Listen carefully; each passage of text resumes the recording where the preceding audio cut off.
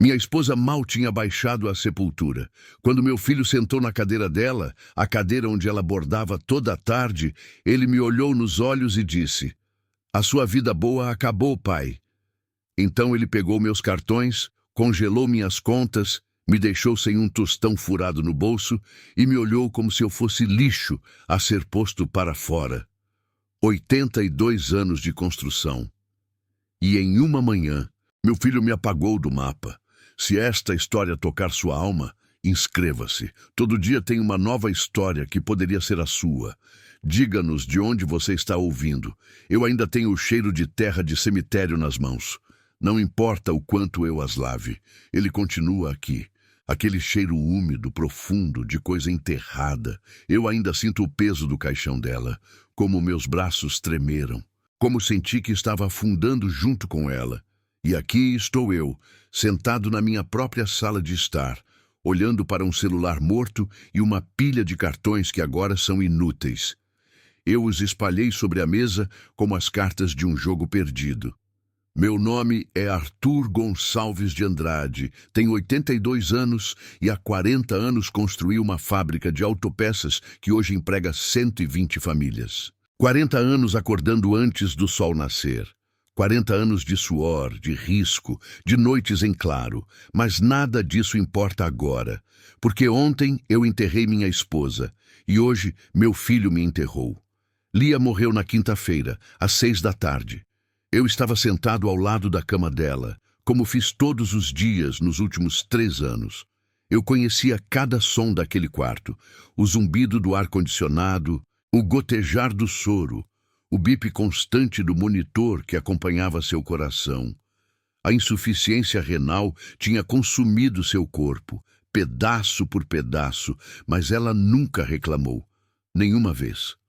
Naquela tarde, o monitor começou a soar diferente, mais lento, mais espaçado, como um relógio perdendo a corda. Ela abriu os olhos e me procurou. Aqueles olhos castanhos pelos quais me apaixonei 60 anos atrás. Eu peguei sua mão. Estava fria, tão fria. Tentei aquecê-la com as minhas, mas não consegui. Ela apertou meus dedos com a pouca força que lhe restava e disse: "Não dói mais, meu bem, não dói." Então ela respirou uma vez, depois outra, e na terceira, o ar não saiu mais. O monitor se tornou uma linha reta e um bip longo e contínuo, que ainda ouço quando fecho os olhos.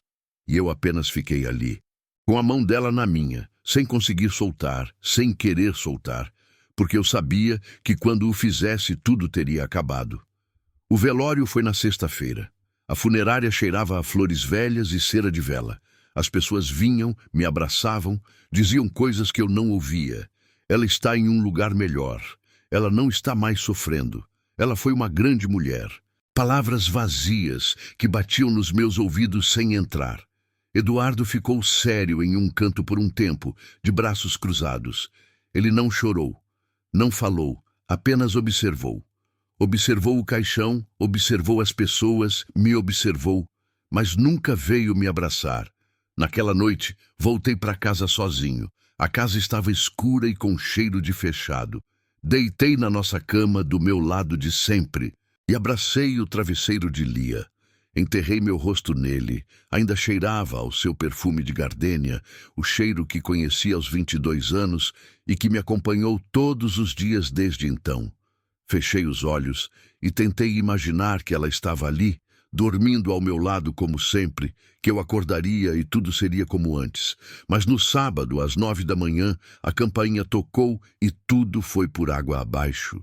Abri a porta esperando um vizinho com condolências, uma cesta de pães, algumas flores, mas era Eduardo. Sua camisa estava amassada e seus olhos secos. Ele entrou em casa sem um cumprimento, sem um abraço, sem dizer: "Sinto muito, pai." Como se estivesse entrando em um escritório. Atrás dele estava Jéssica, sua esposa, com a cabeça baixa e os olhos fixos no chão. Ela não me olhou, não disse uma palavra, e atrás dela estava Lucas, meu neto de 16 anos, que não tirou os olhos do celular nem para dizer olá. Nem sei se ele me viu. Ofereci café. Ninguém respondeu. Eduardo caminhou direto para a sala de estar com passos firmes, como se a casa já fosse sua. E então eu vi. Ele se sentou na poltrona de Lia, a poltrona onde ela bordava todas as tardes, onde tomava seu chá de camomila, onde se sentava para me ler receitas do jornal enquanto eu tomava o café da manhã. Senti uma onda de náusea subir pelo meu peito. A bile chegou à minha garganta, mas eu me calei. Pensei, talvez ele não tenha percebido. Talvez tenha sido um acidente. Talvez não tenha sido de propósito. Eduardo me olhou daquela poltrona como se já fosse o dono de tudo. E o que eu vi em seus olhos não era tristeza, não era luto, não era nada que um filho deveria sentir no dia seguinte ao enterro de sua mãe. Era algo frio, calculado, algo que eu não reconheci. Ou talvez eu reconhecesse, mas nunca quis ver. Ele disse, pai, precisamos conversar. Eu assenti. Pensei que era sobre o funeral, a papelada, o testamento de Lia, os seguros. Mas então ele enfiou a mão no bolso interno do paletó e tirou um documento, uma folha com selos oficiais e letras miúdas que eu não conseguia ler de onde estava.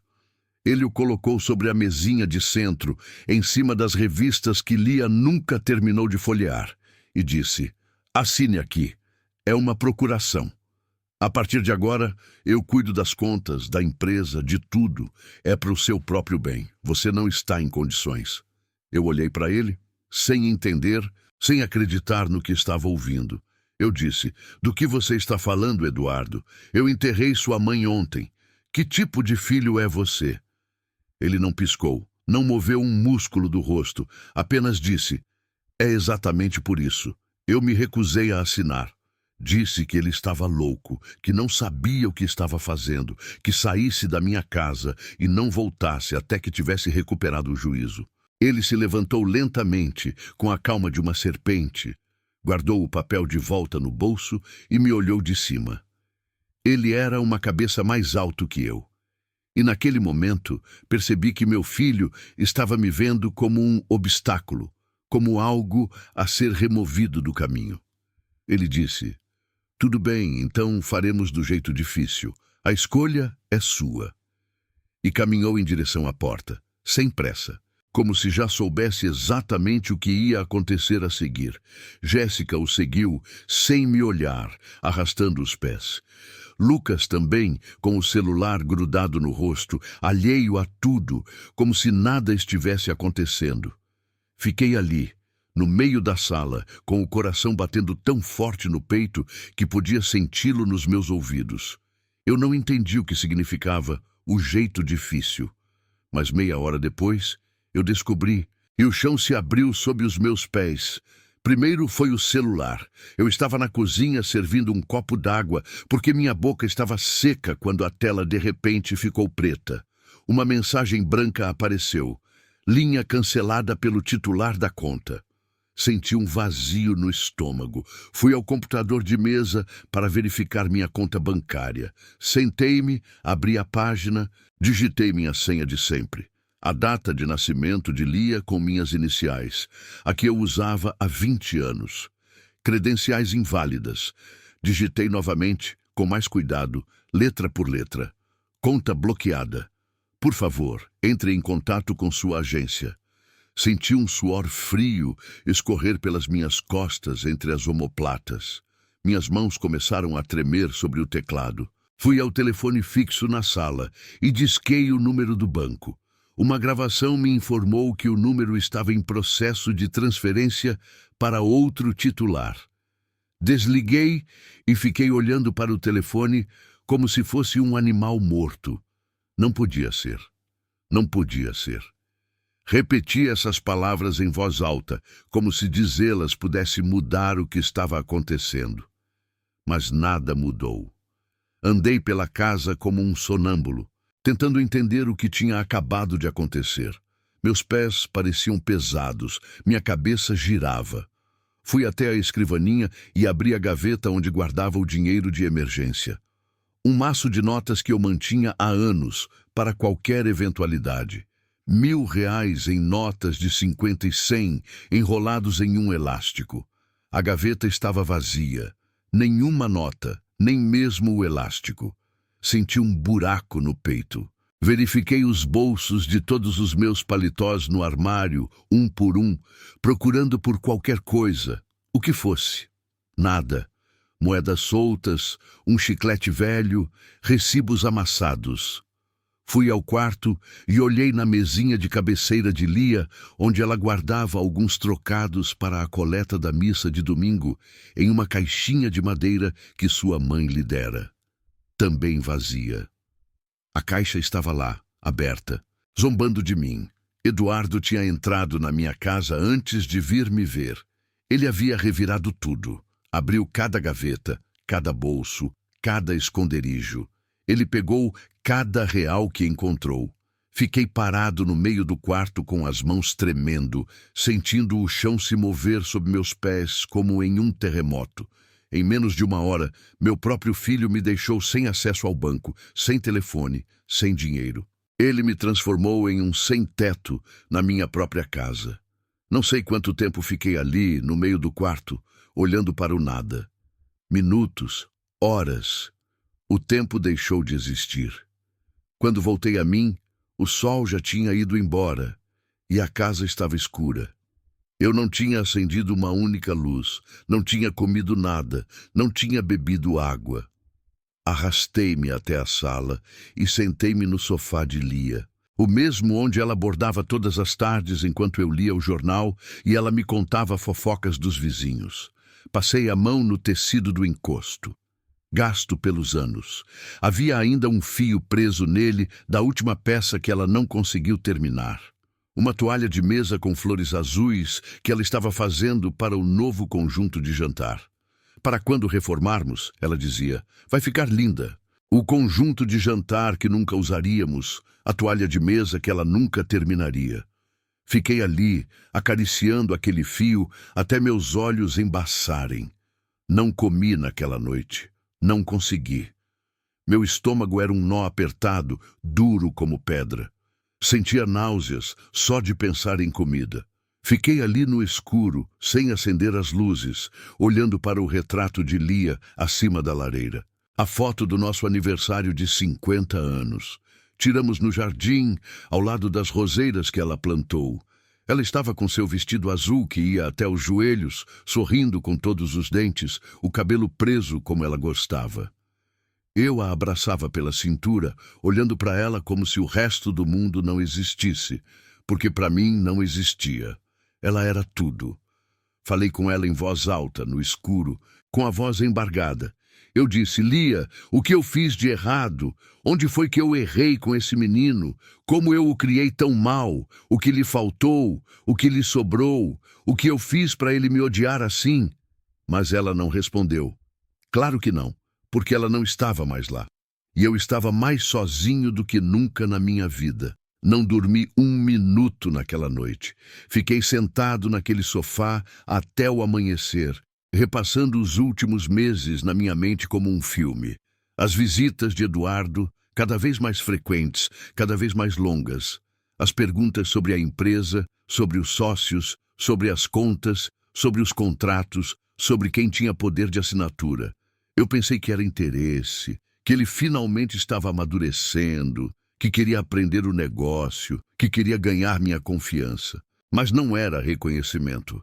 Ele estava sondando o terreno, procurando os pontos fracos, esperando o momento certo para atacar. E o momento certo foi o dia seguinte ao enterro da própria mãe, o dia em que eu estava mais quebrado, mais vulnerável, mais sozinho, mais fácil de derrubar. Ele planejou assim, com frieza, com cálculo, como se eu fosse um inimigo e não seu pai. Mas o pior não era o que já tinha acontecido. O pior era o que me esperava lá fora. Porque quando saí para a rua no dia seguinte, descobri que meu filho não tinha apenas roubado meu dinheiro. Ele tinha roubado meu nome. Na segunda-feira, acordei com a decisão de sair. Não podia ficar trancado naquelas paredes, esperando que Eduardo viesse me dar o golpe de misericórdia. Eu tinha que entender até onde ia o estrago. Tinha que ver com meus próprios olhos o quanto ele me havia destruído. Entrei no chuveiro e a água saiu gelada. O aquecedor não acendia. Fiquei ali sob o jato frio, tremendo, sentindo cada gota me atingir como um castigo.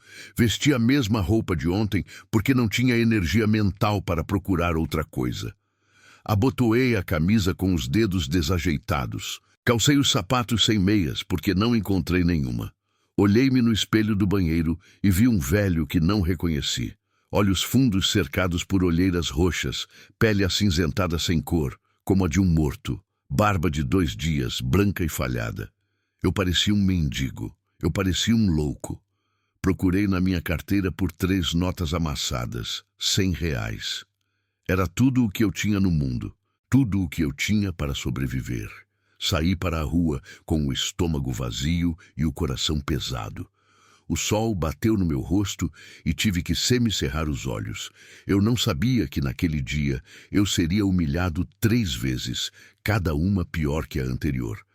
Primeiro, fui à farmácia Confiança, na esquina da rua principal com a 7 de setembro, onde comprava meus remédios há 10 anos. Eu precisava do meu comprimido para a pressão, aquele que tomo toda manhã com o café. Sem ele, eu poderia ter uma crise a qualquer momento. O médico me avisou. Seu Arthur, com o coração não se brinca. A moça no balcão me reconheceu quando entrei e sorriu gentilmente. Bom dia, seu Arthur. Como o senhor está? Se sentindo melhor?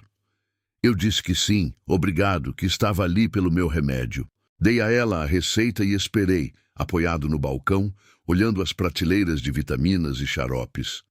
Ela preparou o pedido, colocou em uma pequena sacola branca e passou o cartão na maquininha. A máquina fez aquele barulho que você conhece. Recusado. Ela passou de novo, mais devagar. Recusado. Ela me olhou desconfortável com as bochechas coradas e disse: Me desculpe, senhor, não está passando. O senhor tem outro cartão? Senti um calor subir pela minha nuca. Tirei uma das minhas 3 notas e paguei em dinheiro.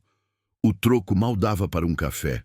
Saí com a sacola de papel e um gosto amargo na boca, mas aquilo era só o começo, o aquecimento antes do prato principal. Caminhei até o banco com as pernas pesadas, a agência central do Banco do Vale, no prédio de pedra rosa em frente à praça. Eu tinha conta lá há mais de 40 anos. Foi onde assinei meu primeiro empréstimo para comprar as máquinas da fábrica. Foi onde depositei meu primeiro $1 milhão, o dia mais orgulhoso da minha vida. Todos ali me conheciam, os caixas, os seguranças, as secretárias, os gerentes. Me cumprimentavam pelo nome, me ofereciam café, me atendiam em particular. Mas quando entrei naquela manhã, vi rostos novos, jovens de ternos baratos e sorrisos de plástico. Pessoas que não sabiam quem eu era. Pedi para falar com o gerente. A recepcionista me olhou de cima a baixo, minha roupa amassada, minha barba por fazer, e disse: Por favor, sente-se, alguém já virá atendê-lo. Fizeram-me esperar 20 minutos em uma cadeira de plástico duro perto da porta, como se eu fosse um cliente qualquer vindo pedir um empréstimo. Finalmente, um rapaz de terno cinza apareceu. 30 e poucos anos, com gel no cabelo e uma cara de quem tinha coisas mais importantes a fazer. Ele me olhou sem respeito e disse: Siga-me. E me levou para um pequeno cubículo com paredes de vidro, onde todos podiam ver, mas ninguém podia ouvir. Como um aquário, uma jaula de zoológico. O gerente sentou-se atrás de uma mesa de melamina e abriu o computador. Ele digitou algo com 2 dedos, lentamente, enquanto eu o observava do outro lado. Então, ele franziu a testa, inclinou a cabeça e me olhou com uma expressão que não consegui decifrar. Ele disse em voz baixa, mas afiada, como uma faca envolta em veludo: Senhor Andrade, sua conta está com um bloqueio preventivo. Foi solicitado há 2 dias por um familiar direto, um filho, segundo o registro. O motivo alegado é... Ele fez uma longa pausa, como se lhe custasse dizer, como se sentisse vergonha alheia. Presumida incapacidade cognitiva. Senti como se tivesse levado um soco no estômago. O ar saiu dos meus pulmões. Repeti as palavras como um eco: incapacidade cognitiva. Ele assentiu sem me olhar nos olhos, remexendo em papéis na sua mesa. Ele disse: significa que há dúvidas sobre sua capacidade mental para administrar seus próprios recursos. É um procedimento padrão nestes casos. Não se preocupe, é temporário até que a situação familiar seja resolvida. Eu queria gritar com ele. Queria me levantar e pegá-lo pela gravata e dizer que eu construí mais em 1 ano do que ele construiria em toda a sua vida. Que eu dava emprego para 120 famílias enquanto ele nem sabia digitar direito. Mas não consegui. As palavras não saíam. Fiquei ali mudo, de boca aberta, sentindo o mundo desmoronar ao meu redor. Levantei-me da cadeira sem dizer nada e saí do cubículo. A recepcionista disse algo que não ouvi. O segurança abriu a porta para mim. Saí para a rua e senti minhas pernas tremerem. Senti que não me sustentariam. Um suor frio escorria pela minha nuca e encharcava minhas costas. As pessoas passavam por mim, andando normalmente, comprando coisas, falando ao telefone, rindo, vivendo suas vidas. E eu sentia como se todas estivessem me olhando. Que todas soubessem, que todas estivessem pensando: lá vai o velho maluco, aquele que não consegue nem cuidar do próprio dinheiro. Apoiei-me em uma parede de pedra ao lado de uma banca de jornal e respirei fundo várias vezes, tentando me acalmar. Meu coração batia muito rápido, rápido demais. Pensei: vou ter um infarto aqui mesmo na rua. Vão me encontrar aqui deitado como um cachorro. Precisava me sentar. Precisava comer algo, encher o estômago com qualquer coisa. Então pensei na cantina do fundador, o restaurante onde almocei por mais de 30 anos. Eu tinha uma conta mensal lá que pagava pontualmente no primeiro dia de cada mês, sem falhar. Eles me conheciam ali, me conheciam a vida inteira, me tratavam como o que eu era. Ali eu ainda era alguém. Andei os 4 quarteirões até o centro da cidade com as mãos tremendo e o estômago roncando. Entrei pela porta de madeira entalhada e o garçom, Júlio, me viu imediatamente. Ele sorriu, aquele mesmo sorriso de sempre, e disse: Seu Arthur, que bom vê-lo. Sua mesa de sempre. Sentei-me no meu lugar de sempre, perto da janela com vista para a praça, de onde eu podia ver as pessoas passarem enquanto comia. Pedi o de sempre: bife grelhado mal passado, arroz, feijão tropeiro e um cafezinho com canela. Comi devagar, mastigando cada garfada, tentando sentir o gosto da carne, do sal, do tempero, tentando sentir que eu ainda existia, que eu ainda era o homem que fui. O que vinha aqui para fechar negócios, o que convidava os sócios para almoçar, o que deixava boas gorjetas porque podia. Olhei ao redor e vi rostos conhecidos. O doutor Villanova, o advogado, em uma mesa de canto com sua esposa comendo salada. O Sr. Harrison, do Rotary Club, em outra mesa com alguns associados, discutindo algo com papéis na mão. O Sr. Paredes no bar tomando um café preto. Pessoas que me cumprimentaram com respeito por décadas. Pessoas que me conheceram quando Juiz de Fora era uma cidade pequena e eu era um jovem com grandes sonhos. Quando terminei de comer, chamei Júlio com um aceno de mão e disse: "Põe na minha conta do mês." Ele assentiu, recolheu os pratos e foi para a cozinha. Mas demorou a voltar tempo demais e eu senti que algo estava errado. Quando Júlio voltou, ele andava devagar e não me olhava nos olhos. Ele juntou as mãos como se estivesse nervoso. Ele disse em voz baixa, quase um sussurro: "Seu Arthur, me desculpe, o gerente quer falar com o senhor." Senti meu estômago despencar, aquela sensação de vazio que se tem quando se sabe que algo ruim está por vir.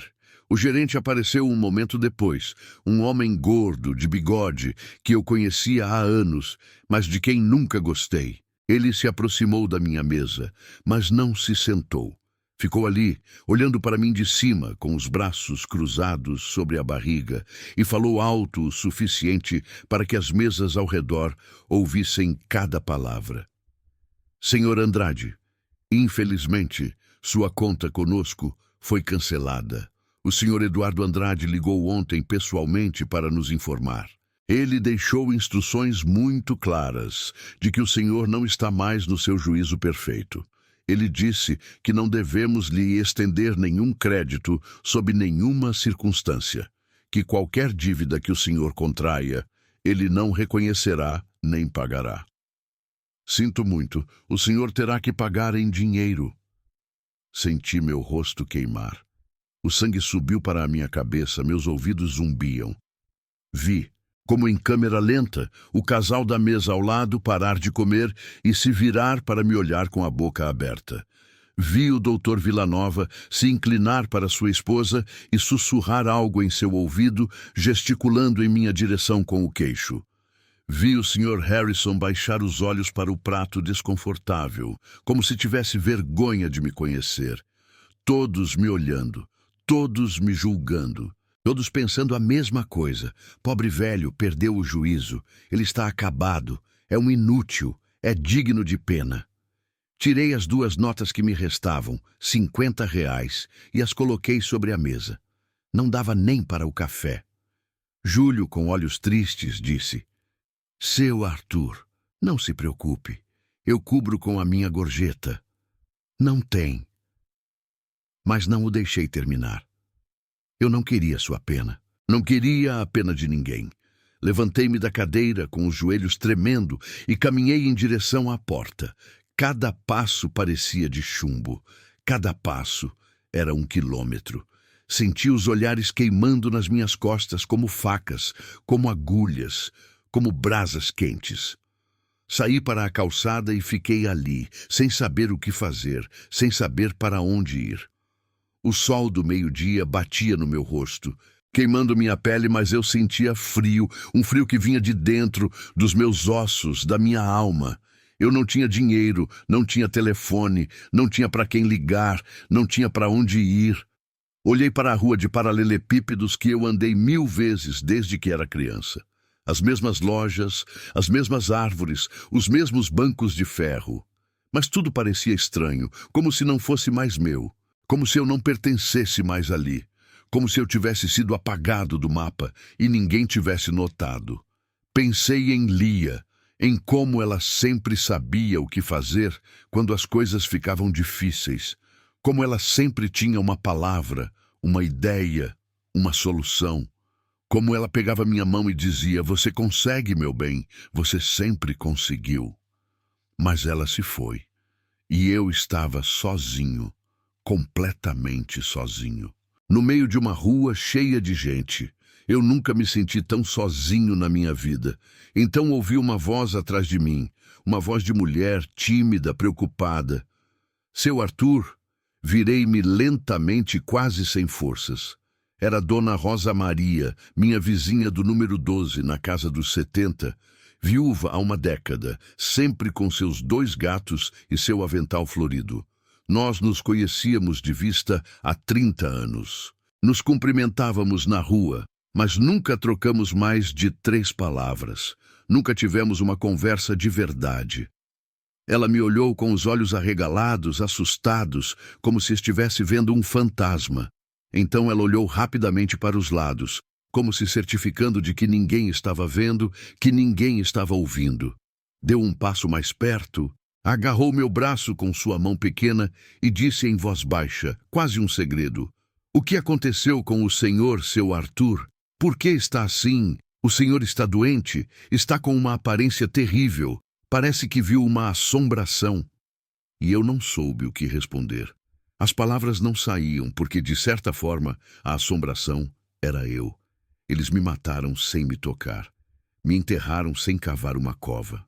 Rosa Maria pegou meu braço com firmeza e disse: Venha comigo. O senhor não pode ficar aqui parado. As pessoas estão olhando. Caminhamos em silêncio até a casa dela. 3 quarteirões abaixo, por ruas que eu conhecia de cor, mas que agora pareciam outro mundo. Mantive os olhos no chão, incapaz de olhar para cima, contando os paralelepípedos como se fossem os dias que me restavam para viver. Quando chegamos à porta dela, uma porta verde com vasos de gerânios, ela tirou as chaves, abriu e me conduziu para dentro. Cheirava a café passado na hora e pão doce. Seus 2 gatos me olharam com desconfiança de uma poltrona. Rosa Maria me sentou em sua sala de estar e foi para a cozinha. Ouvi o barulho de xícaras de água fervendo. Ela voltou com uma bandeja, chá de camomila, biscoitos de maisena, um guardanapo bordado. Ela me serviu como se eu fosse uma criança doente, e de certa forma eu era. Minhas mãos tremiam ao pegar a xícara. Ela sentou-se à minha frente em uma poltrona florida que cheirava a naftalina e me olhou com aqueles olhos que as mulheres que já viram muito têm. Ela disse: Arthur, eu vou lhe contar o que está acontecendo. O que toda juiz de fora está dizendo, porque o Senhor precisa saber e porque ninguém mais vai lhe contar.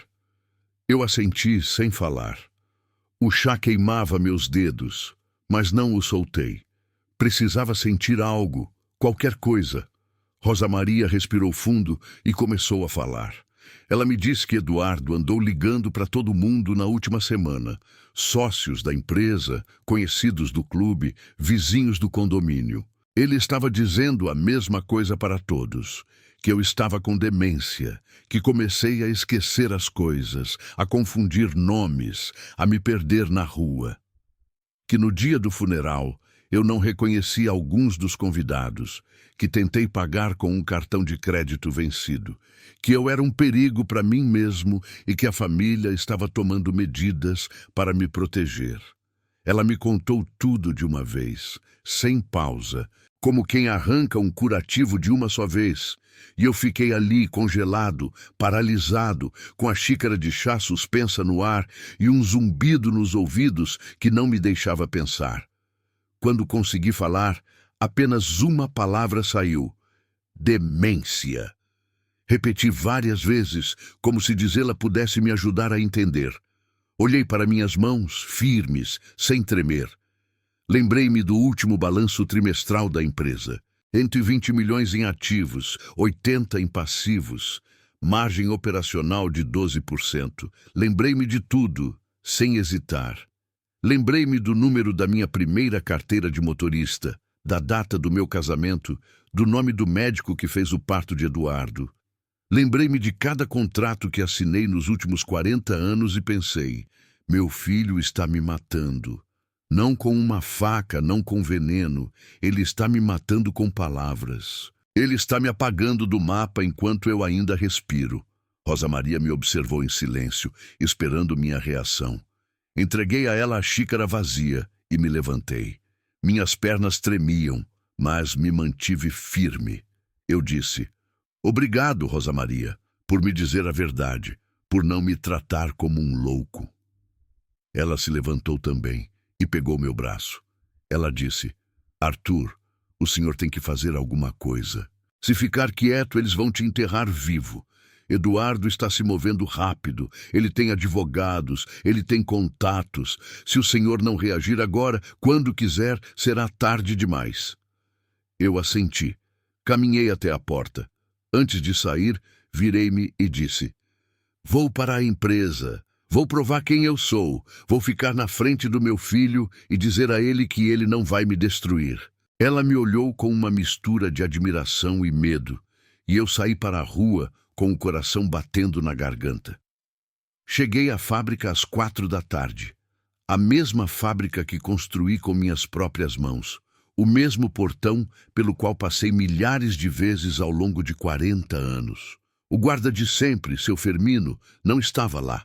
Em seu lugar, havia um rapaz de 20 e poucos anos com um uniforme novo e uma cara de poucos amigos. Quando me viu chegar, ele levantou a mão como se fosse um guarda de trânsito. Ele disse: identificação, por favor. Olhei para ele, incrédulo. Eu disse: eu sou Arthur Andrade, o dono desta empresa, quem paga o seu salário. O rapaz não se abalou. Ele olhou para uma folha de papel em sua mesa, passou o dedo por uma lista e disse sem me olhar: desculpe, senhor, seu nome não está autorizado para entrada. Ordens da diretoria. Senti o sangue subir à cabeça. Cerrei os punhos. Eu disse: olha, garoto, eu fundei esta empresa antes de você nascer. Eu assentei cada tijolo, instalei cada máquina, investi cada centavo que está aqui dentro. Então você vai levantar essa cancela e vai me deixar passar. O rapaz me olhou com uma calma que me irritou mais do que se tivesse gritado. Ele disse: Senhor, se não se acalmar, terei que chamar a segurança. Segurança para cima de mim. Respirei fundo, engoli minha raiva e disse: tudo bem, chame alguém de dentro, qualquer um, que me digam na minha cara que não posso entrar. O rapaz assentiu. Pegou um telefone, falou em voz baixa por 1 minuto, depois desligou e disse: pode esperar na recepção? Alguém já desce para falar com o senhor. Entrei na recepção e me sentei em uma daquelas cadeiras de plástico que eles têm para fornecedores. Eu, sentado como um fornecedor na minha própria empresa. Esperei 5 minutos, 10, 20. A recepcionista, outro rosto novo, nem sequer me olhou. Ela digitava no computador como se eu não existisse. Finalmente a porta do corredor se abriu e uma moça apareceu nos seus 30 e poucos anos. Cabelo liso até os ombros, terninho cinza, sapatos de salto, um sorriso perfeito. Um daqueles sorrisos que não chegam aos olhos. Ela caminhou em minha direção com passos curtos e estendeu a mão como se eu fosse um cliente. Ela disse: Senhor Andrade, que prazer. Sou Andréa Matos, assistente executiva do Sr. Eduardo. Em que posso ajudá-lo? Olhei-a de cima a baixo. Nunca a tinha visto na minha vida. Eu disse: quero falar com meu filho. Ela não perdeu o sorriso. Disse: o Sr. Eduardo está em uma reunião muito importante. Não pode ser interrompido. Se quiser, posso marcar um horário para o senhor na próxima semana. Que tal quinta-feira às 10? Olhei para ela sem conseguir acreditar. Eu disse: um horário para falar com meu próprio filho na minha própria empresa. Ela inclinou a cabeça como se eu fosse um velho confuso. Ela disse: entendo que isso possa ser difícil, Sr. Andrade, mas as coisas mudaram. Existem novos processos, novos protocolos. É tudo para o bem da empresa. Ela falava comigo como se eu fosse um incômodo, como se eu não fosse ninguém. E o pior é que ela fazia isso com um sorriso. Levantei-me e caminhei em direção ao corredor que levava aos escritórios. Andréa se postou na minha frente com os braços abertos, como se fosse me impedir fisicamente. Ela disse: Senhor Andrade, o senhor não pode passar. Se insistir, terei que chamar a segurança. Eu parei, olhei-a nos olhos e então olhei ao redor. O chão de mármore que eu escolhi, as paredes que pintei de branco porque Lia dizia que acalmava, os quadros que comprei em um leilão em São Paulo haviam sumido. No lugar deles, havia uns quadros abstratos horríveis, do tipo que não significa nada. Tudo tinha mudado, tudo. Eu disse: esta empresa é minha, eu a construí. Andréa sorriu novamente e disse: era sua, Sr. Andrade. As coisas são diferentes agora. E em sua voz não havia zombaria. Havia algo pior. Havia pena. Saí sem dizer mais nada. Atravessei o estacionamento com a cabeça em chamas e então os vi. 2 funcionários antigos, Martins da produção, que estava comigo há 25 anos, e Lopes da manutenção, que começou como faxineiro e eu promovi a supervisor. Eles estavam fumando perto de uma van. Quando me viram, congelaram. Martins desviou o olhar. Lopes baixou a cabeça. Nenhum dos dois me cumprimentou. Nenhum disse uma palavra. Passei por eles, esperando um gesto, uma palavra, algo. Mas nada. Entrei no meu carro e os vi pelo retrovisor. Ainda ali, com os cigarros na mão, me observando partir. Eles estavam com medo. Medo de serem vistos falando comigo. Medo de perder o emprego. Medo de Eduardo. Dei a partida no carro e fui embora, sem saber para onde ir. Dirigi por ruas que conhecia de cor, mas que agora pareciam estranhas. Passei pelo parque onde levava Eduardo quando criança, pela igreja onde me casei com Lia, pela escola onde Benjamin estudou. Tudo igual, tudo diferente. Quem tinha mudado era eu, ou melhor, Quem eles tinham mudado era eu. Dirigi até o sol se pôr e as ruas escurecerem. O tanque de gasolina estava no fim. Eu não tinha dinheiro para gasolina, não tinha para onde ir, não tinha ninguém.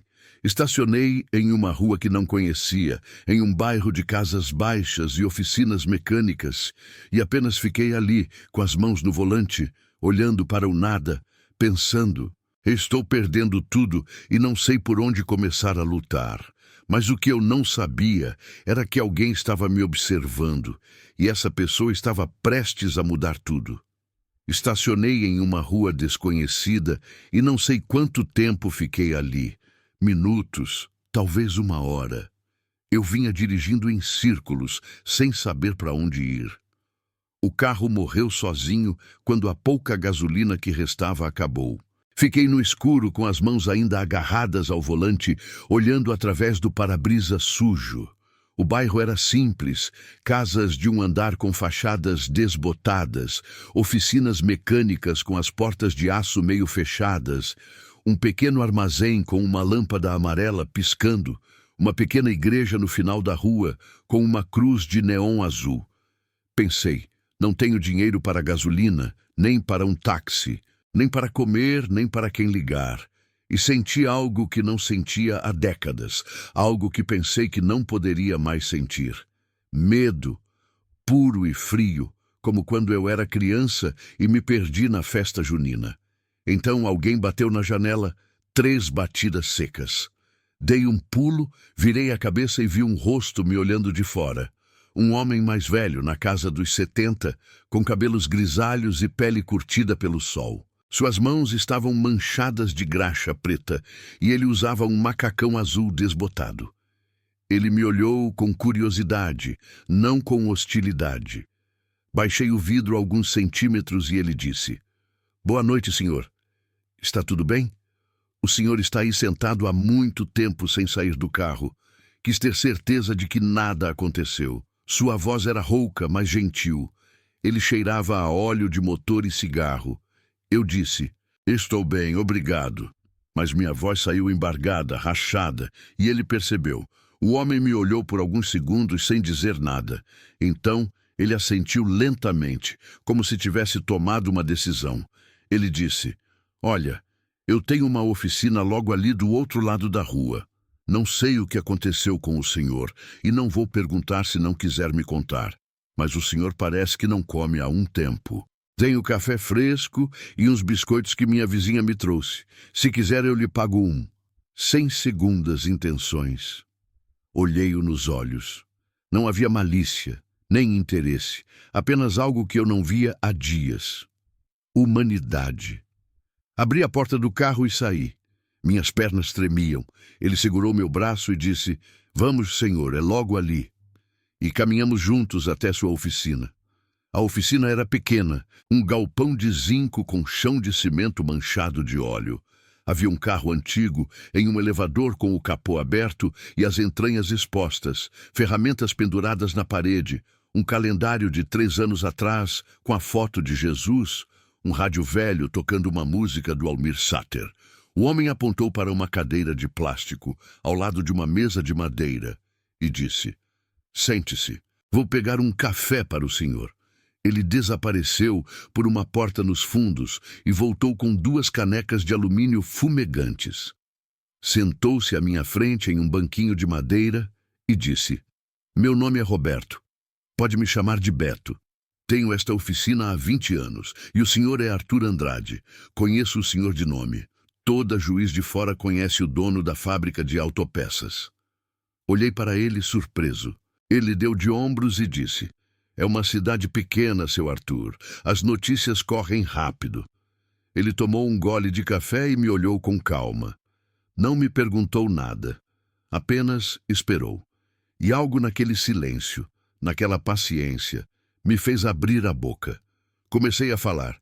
Contei-lhe sobre o funeral de Lia, sobre a visita de Eduardo no dia seguinte, sobre as palavras que ele me disse, sobre os cartões bloqueados, o banco, a farmácia, o restaurante, a empresa onde não me deixaram entrar.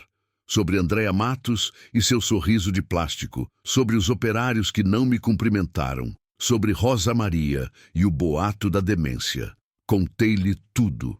Cada humilhação, cada golpe, cada facada nas costas. Falei por 1 hora sem parar, e ele ouviu sem interromper, sem julgar, sem dar opinião. Ele apenas ouviu. Se você está ouvindo minha história agora, peço que me deixe um comentário, dizendo de onde está ouvindo. Às vezes, saber que há alguém do outro lado do mundo ouvindo me dá forças para continuar. Porque naquela noite, naquela oficina que cheirava a graxa e cigarro, senti que alguém estava me ouvindo pela primeira vez em dias. Beto não me conhecia, não me devia nada, não tinha motivo para me ajudar. E, no entanto, ali estava ele, me ouvindo como se minha história importasse, como se eu importasse. E isso, naquele momento, era mais valioso do que todo o dinheiro que Eduardo havia me roubado. Quando terminei de falar, me senti vazio, exausto, como se tivesse vomitado tudo o que tinha dentro. Beto ficou quieto por um momento, olhando para sua caneca de café. Então ele levantou a cabeça e disse: "Seu Arthur, vou lhe dizer uma coisa. O senhor não está louco. Qualquer um que o escute por 5 minutos percebe que o senhor tem a cabeça mais no lugar do que a maioria. O que está acontecendo com o senhor não é sua culpa. O senhor está sendo caçado. E quem caça assim, com essa frieza, não para até o serviço estar feito. Seu filho não vai parar até que o senhor não tenha nada. Nem dinheiro, nem empresa, nem nome. Então o senhor tem 2 escolhas. Ou se deixa caçar ou começa a lutar de volta." Olhei para ele em silêncio. Ele estava certo. Claro que estava certo. Mas com o quê? Eu não tinha dinheiro. Não tinha acesso às minhas contas. Não tinha advogado. Não tinha prova de nada. Eu disse: "E como eu luto, Beto? Eu não tenho nada." Ele assentiu e se levantou. Foi até a pequena cozinha nos fundos e voltou com um prato. Tinha 2 pães de leite, um pedaço de queijo Minas e uma banana. Ele o colocou na minha frente e disse: "Primeiro, o senhor come. Há quanto tempo o senhor não come?" Tentei lembrar. Ontem, anteontem? Não sabia. Meu estômago doía, mas não de fome, de nervos, de raiva. Peguei um pão e dei uma mordida. Estava frio, mas foi a coisa mais deliciosa que provei em dias. Beto me observou comer e disse: "Depois que o senhor comer, a gente pensa." Comi tudo o que ele colocou na minha frente. Cada mordida me devolvia um pouco de força. Quando terminei, Beto recolheu os pratos e disse: "Olha, seu Arthur, não sou advogado, nem empresário, nem nada disso. Sou mecânico, conserto carros. Mas entendo um pouco da vida. Ninguém luta bem se não dormir e comer. Esta noite, o senhor fica aqui. Tenho um quartinho nos fundos onde às vezes durmo quando preciso trabalhar até tarde. Não é um hotel 5 estrelas, mas tem um colchão e um cobertor. Amanhã, de cabeça fria, a gente descobre o que fazer." Olhei para ele sem saber o que dizer. Este homem não me conhecia, não tinha nenhuma obrigação comigo, e estava me oferecendo mais do que meu próprio filho. O quartinho era pequeno, um colchão de solteiro sobre umas tábuas de madeira, um cobertor cinza que cheirava a amaciante barato, um crucifixo pregado na parede, uma pequena janela que dava para um beco. Deitei-me totalmente vestido, com sapatos e tudo, olhando para o teto de zinco. Lá fora, eu ouvia os grilos e o som distante dos carros. Pensei em Lia. Pensei na nossa cama grande, com os lençóis de algodão que ela lavava toda semana. Pensei em como o cabelo dela cheirava quando ela me abraçava à noite, e me perguntei o que ela diria se me visse ali, dormindo na oficina de um mecânico, escondido do meu próprio filho.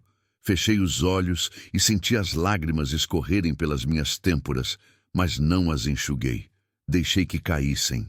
Naquela noite eu dormi. Não sei por quantas horas, 3, 6 ou 10, mas dormi. Dormi de verdade, sem pesadelos, sem acordar assustado. E quando acordei, com o sol entrando pela pequena janela, senti algo que não sentia desde o funeral de Lia. Esperança. Eu não sabia como ia lutar, não sabia com que armas ou com que aliados, mas eu sabia de uma coisa: eu não estava sozinho. Havia um mecânico de 70 anos que acreditava em mim, que me deu abrigo, comida e algo mais importante: dignidade. Beto me deu refúgio, mas as armas para lutar viriam de outra pessoa, alguém que eu não esperava, alguém que tinha tanto a perder quanto eu. Beto me acordou com uma xícara de café e uma notícia. Ele disse: "Seu Arthur, coloquei um pouco de gasolina no seu carro. Não é muito, mas dá para o senhor ir para casa e voltar. Vá, cuide dos seus assuntos. E se precisar de algo, estou aqui. O que a gente tem de sobra aqui é graxa e o que falta é dinheiro. Mas um café e um biscoito sempre tem." Ele apertou meu ombro e me acompanhou até o carro. Antes de eu entrar, ele disse: "Lembre-se do que eu lhe falei. Quem caça desse jeito não para até terminar. Mova-se rápido, seu Arthur. Não dê tempo para eles acabarem com o senhor." Eu assenti, dei a partida no motor e dirigi em direção à minha casa com um nó no estômago. Não sabia o que me esperava, mas algo me dizia que não seria bom. Cheguei em casa por volta do meio-dia. Tudo parecia igual por fora. O jardim com as roseiras que Lia cuidava, a buganvília subindo pelo muro, a porta de madeira que encomendei a um artesão de Tiradentes. Mas quando entrei, soube que algo havia acontecido. A porta do escritório estava aberta. Eu sempre a deixava fechada. Caminhei em direção a ela com o coração batendo no peito. E quando entrei, senti o ar sair dos meus pulmões. As gavetas da escrivaninha estavam abertas, reviradas, papéis espalhados pelo chão, a estante de livros deslocada. E no lugar onde ficava o computador de mesa havia apenas cabos soltos e uma marca na poeira. Eles o levaram. Tudo. O computador, as pastas de arquivos, o disco rígido de backup, os pendrives. 40 anos de registros, desaparecidos. Fiquei ali no meio da bagunça, sem conseguir me mover. Então ouvi passos atrás de mim. Virei-me e vi Clara na porta. Seus olhos estavam vermelhos e suas mãos tremiam. Ela disse com a voz embargada: "Seu Arthur, me perdoe. Eu tentei impedi-lo, mas não consegui." Perguntei do que ela estava falando e ela me contou. Ontem à tarde, Lucas, meu neto, veio com uma caminhonete preta e 2 homens que ela não conhecia. Ele disse que o senhor Eduardo o mandou buscar documentos importantes, que era ordem, que era para o bem do próprio avô. Clara disse a ele que não podia levar nada sem minha permissão, mas Lucas a ignorou. Eles entraram no escritório, esvaziaram tudo em caixas e foram embora. Em menos de 1 hora, não deixaram nada para trás. Clara tentou me ligar, mas meu telefone não estava funcionando e ela não sabia onde me encontrar. Sentei-me na cadeira da escrivaninha e olhei para o espaço vazio onde o computador estava. Naquela máquina estava tudo. 40 anos de contratos, balanços financeiros, correspondência com clientes e fornecedores, atas de reuniões do conselho, procurações, tudo o que provava quem eu era e o que eu construí. E agora estava nas mãos de Eduardo. Eu disse a Clara: "A culpa não é sua. Você não poderia ter feito nada." Mas por dentro eu sentia a rede se fechando. A cada dia eles tiravam algo mais. Primeiro o dinheiro, depois a empresa, depois o meu nome. E agora os documentos, a prova, a memória. Estavam me apagando pedaço por pedaço e eu não sabia como impedi-los. Clara ainda estava parada na porta, torcendo as mãos. Pedi que ela se sentasse. Ela obedeceu, mas não me olhou. Seus olhos estavam fixos no chão. Então ela disse: "Seu Arthur, há outra coisa que preciso lhe contar." Senti um frio no estômago. Ela respirou fundo e continuou: "O senhor Eduardo me ligou ontem à tarde, depois que levaram as coisas. Ele me disse que não precisam mais de mim, que a partir da próxima semana a casa ficará vazia, que o senhor vai para uma clínica especializada e o imóvel será colocado à venda." Eu congelei. Repeti: "Uma clínica?" Clara assentiu. "Foi o que ele disse. uma clínica para pessoas com problemas na cabeça e que eu não tinha mais o que fazer aqui. Olhei-a nos olhos. Clara dos Santos, 15 anos trabalhando nesta casa. Ela veio quando Lia começou a apresentar os primeiros sintomas e precisamos de ajuda. Ela ficou todos esses anos cuidando de nós dois. Lia confiava nela mais do que em ninguém. Contava coisas a ela que não me contava. Pedia seus conselhos. Deu a ela o colar de pérolas que herdou da mãe. E agora Eduardo a estava descartando como um móvel velho. Eu disse: Clara, escute-me com atenção. Eu não vou para clínica nenhuma. Não estou louco. E esta casa não está à venda. Meu filho está mentindo. Ele está tentando tirar tudo de mim, mas não vou deixar. Ela levantou os olhos. Vi lágrimas e também vi outra coisa. Ela queria acreditar em mim, mas tinha medo. Clara enxugou os olhos com as costas da mão e disse: Eu acredito no senhor, seu Arthur. Conheço o senhor há 15 anos. Sei que não está mal da cabeça. Mas o senhor Eduardo, ele está dizendo coisas muito feias para todo mundo, para os vizinhos, para o pessoal da empresa, para quem quiser ouvir.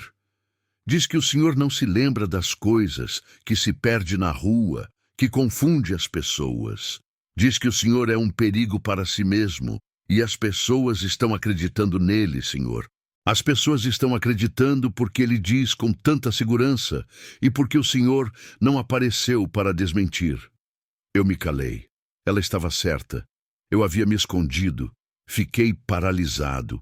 E nesse meio tempo, Eduardo tomou controle da narrativa, da minha vida, da minha história.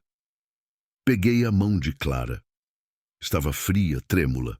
Eu disse: Obrigado por me dizer a verdade, por não me tratar como um louco. Agora preciso que faça algo por mim. Ela assentiu, esperando. Eu disse: Vá para casa, descanse, receba o que lhe devem e não volte até que eu a chame. E, acima de tudo, não diga a ninguém que conversamos. Nem a Eduardo, nem a ninguém da família, nem aos vizinhos. A ninguém. Ela me olhou com os olhos arregalados. Perguntou: O que o senhor vai fazer, seu Arthur? Eu disse: Vou lutar, mas preciso fazer isso em silêncio. Se Eduardo souber que estou reagindo, ele vai se mover mais rápido. Eu preciso de tempo. Ela assentiu, levantou-se e caminhou até a porta. Antes de sair, ela se virou e disse: Se cuide, senhor, e que Deus o abençoe. Então ela se foi e eu fiquei sozinho. Caminhei pela casa vazia. Cada cômodo era um golpe. A cozinha onde Lia preparava sua famosa carne de panela todo Natal, a sala de jantar onde celebramos o aniversário de 80 anos da minha mãe, o quarto onde meus 2 filhos nasceram porque Lia não queria ir para o hospital. Tudo estava igual e tudo estava diferente. O silêncio era denso, pesado, como um cobertor molhado. O cheiro de Lia ainda persistia em alguns cantos, no armário, nas cortinas, no travesseiro que eu não lavei. Mas a cada dia ficava mais fraco, mais distante. Logo desapareceria e eu ficaria sozinho com as paredes, se é que me deixariam ficar. Pensei: preciso de ajuda. Preciso de alguém que conheça a lei. Alguém que saiba como isso funciona. Alguém que possa me ajudar a lutar. Então pensei em Theo Mendes, um amigo de infância. Crescemos juntos no mesmo bairro. Fomos para a mesma escola. Jogamos no mesmo time de futebol. Ele estudou direito enquanto eu fui para os negócios. Tornou-se um advogado empresarial, especialista em direito societário. Por 40 anos, foi meu conselheiro legal. Ajudou-me a constituir a empresa, a assinar contratos, a resolver disputas. Era honesto, inteligente, leal. Mas não nos falávamos há 2 anos. Uma briga estúpida por política em um jantar. Discutimos, dissemos coisas que não devíamos e nenhum de nós teve orgulho suficiente para pegar o telefone depois. Lia costumava me dizer para ligar para ele que a vida é curta, que o orgulho é um veneno. Mas eu não a ouvi. E agora ela se fora, e eu precisava de Theo mais do que nunca. Fui ao telefone fixo na sala. O único telefone que ainda funcionava na casa. Peguei o fone e disquei o número de Theo. Ainda o sabia de cor. Tocou 1, 2, 3 vezes. Pensei, ele não vai atender. Não quer nada comigo. Então ouvi um clique e uma voz rouca disse: Alô? Era ele. Senti minha garganta apertar. Eu disse: Theo, é o Arthur. Arthur Andrade. Houve um longo silêncio. Então ele disse: Arthur, faz muito tempo. Eu disse: Theo, preciso da sua ajuda. Estou com problemas sérios. Meu filho está me destruindo. Outro silêncio. Então ele disse: venha ao meu escritório amanhã às 10 e traga tudo o que você tiver. Ele desligou sem se despedir. Mas não importava. Eu ia vê-lo. Eu tinha uma chance. Theo concordou em me ajudar, mas a prova que mudou tudo não veio dele. Foi trazida por alguém que eu não esperava. Alguém que bateu na minha porta naquela mesma noite. Eram quase 11 da noite quando ouvi uma batida na porta. 3 toques suaves, quase tímidos. Levantei-me do sofá onde estava sentado no escuro, olhando para o nada, e caminhei lentamente até a entrada. Desde o funeral de Lia, eu não recebia visitas. Os vizinhos pararam de aparecer. Os amigos pararam de ligar. A casa havia se tornado uma ilha. Olhei pelo olho mágico e vi uma figura na penumbra.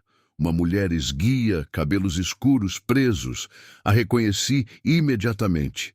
Era Jéssica, a esposa de Eduardo, minha nora, aquela que ficou na minha sala no dia do golpe, olhando para o chão enquanto o marido roubava minha vida. Hesitei por um momento. Então abri a porta. Ela entrou rápido, quase me empurrando, e fechou a porta atrás de si. Seus olhos estavam arregalados. Ela olhava para trás como se alguém pudesse tê-la seguido. Olhei-a de perto e vi que ela estava um trapo, pálida como papel, olheiras profundas, quase pretas. As mãos tremiam. Ela apertava uma pasta de papel pardo contra o peito, como se fosse uma boia salva-vidas. Eu disse: Jéssica, o que você está fazendo aqui? Aconteceu alguma coisa? Ela me olhou com os olhos de um animal encurralado. Disse: sogro, preciso lhe mostrar uma coisa. Se não fizer isso agora, não terei coragem depois. E o senhor precisa ver isso. Precisa saber o que está acontecendo. Sua voz era um fio que se quebrava a cada palavra. Pedi que se sentasse, mas ela balançou a cabeça. Não tenho tempo. Eduardo acha que fui à farmácia 24 horas. Se eu demorar muito, ele vai desconfiar. Ela se sentou na beirada do sofá, sem se recostar, e colocou a pasta sobre a mesinha de centro. Abriu-a com as mãos trêmulas. Dentro havia uma pilha de folhas impressas. Jéssica começou a tirar os papéis um por um, explicando cada um. Encontrei tudo isso no computador do Eduardo. Ele tem uma pasta escondida. Achou que ninguém nunca veria, mas eu vi e copiei tudo. Eram e-mails, dezenas de e-mails, entre Eduardo e um homem chamado Vitor Almeida. Eu conhecia o nome, um investidor de Belo Horizonte que quis comprar parte da empresa alguns anos atrás. Eu disse não. Ele me pareceu obscuro, agressivo demais, e agora ele estava em contato com meu filho. Os e-mails falavam de reestruturação societária, liquidação de ativos não performáticos, afastamento do acionista majoritário por incapacidade mental. Li 3 vezes para ter certeza de que entendia. Eles estavam planejando tirar a empresa de mim legalmente, com papéis, com advogados, com tudo. Continuei lendo. Cada página era pior que a anterior. Havia contratos de compra com datas futuras, transferências de ações que nunca autorizei, procurações com minha assinatura falsificada. Eu sabia que era falsificada porque nunca assino com aquele floreio. Lia me ensinou a criar uma assinatura que ninguém pudesse copiar, e aquela não era a minha. Havia também solicitações de pareceres médicos dirigidas a 3 psiquiatras diferentes. Pediam avaliações de declínio cognitivo severo para um paciente de 82 anos. O paciente era eu. As solicitações eram assinadas por Eduardo como familiar responsável. Tudo estava datado, tudo estava organizado, tudo estava pronto para ser executado. Faltava apenas uma coisa: a assinatura de um juiz me declarando legalmente incapaz. Um dos e-mails fez meu sangue gelar. Tinha a data de 3 dias antes do funeral de Lia. Dizia: Vitor, a velha está para bater as botas. Assim que acontecer, a gente age. Tenho tudo pronto. Diga ao seu pessoal para preparar os documentos. O velho não vai nem saber de onde veio a pancada. E mais abaixo, Vitor respondia: perfeito. Entre a empresa e os imóveis, estamos falando de 400 milhões de reais. Você fica com 40% e eu com o resto. Em 60 dias somos sócios. Senti meu estômago revirar. Li de novo e de novo. Meu filho, meu próprio filho. Ele vinha planejando isso há meses, enquanto Lia morria no hospital, enquanto eu segurava sua mão e prometia que ela ficaria bem. Eduardo estava em seu escritório calculando quanto ganharia com a morte da mãe e a destruição do pai. Baixei os papéis sobre a mesa e fiquei olhando para eles, sem dizer nada. Minhas mãos tremiam, sentia náuseas, sentia o quarto girar. Jéssica me olhava com os olhos cheios de lágrimas.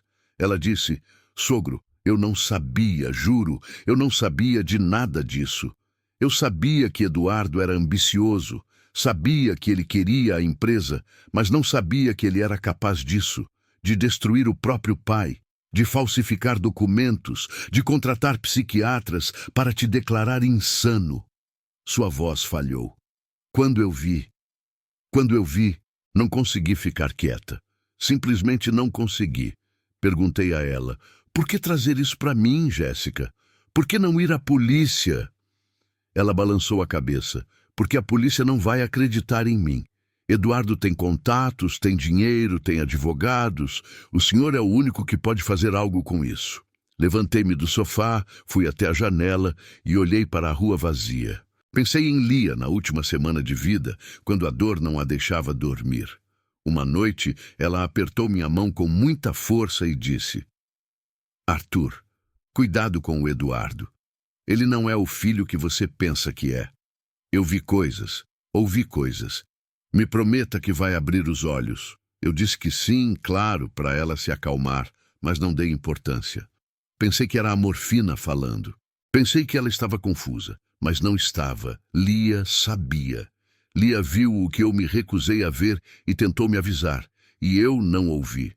Agora ela estava morta e eu estava sozinho, com uma pilha de papéis que provavam que meu filho era um monstro.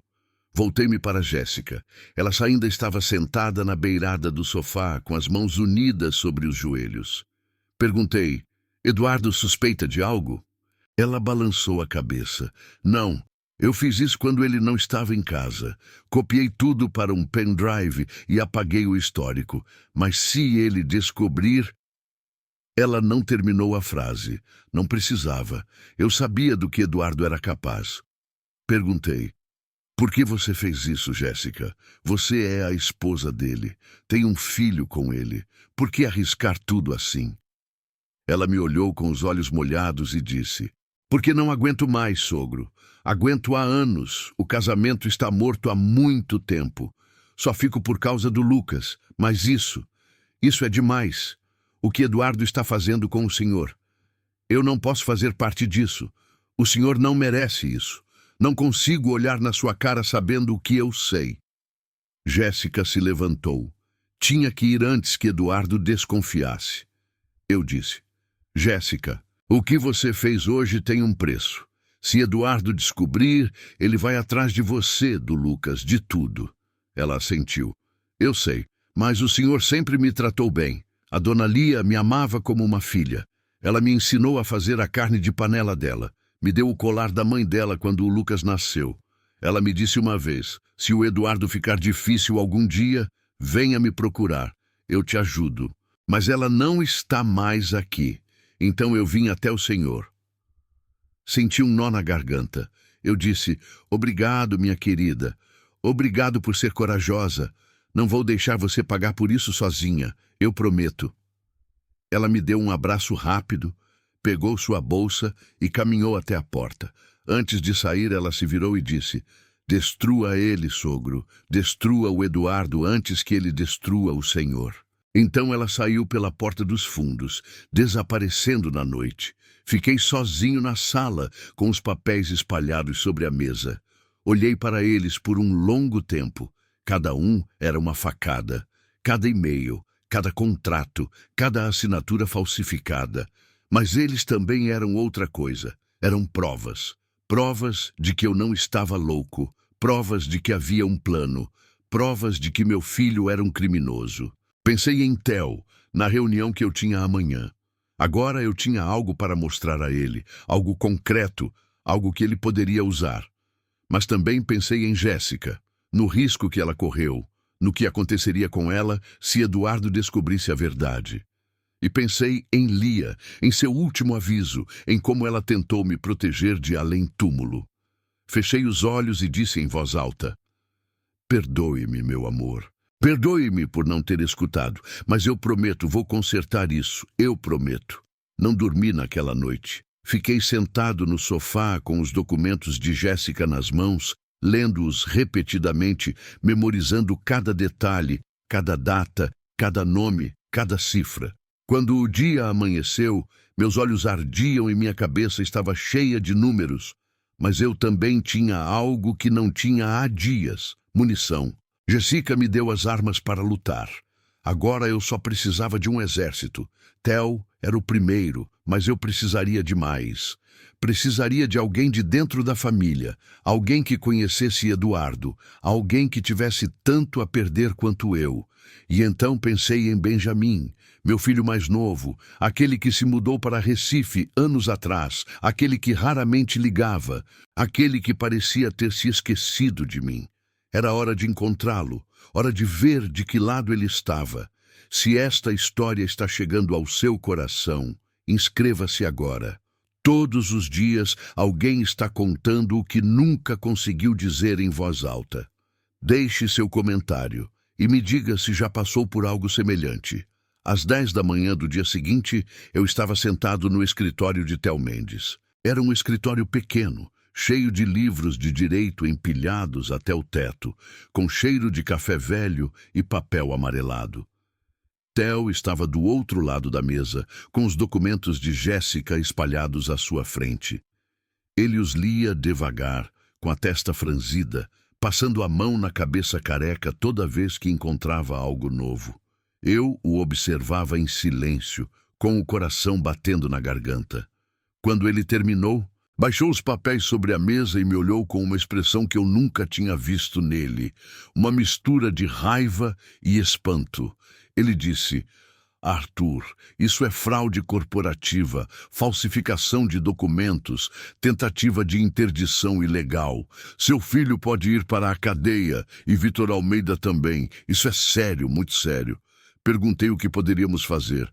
Theo se recostou na cadeira e pensou por um momento. Então disse: primeiro, precisamos bloquear a interdição.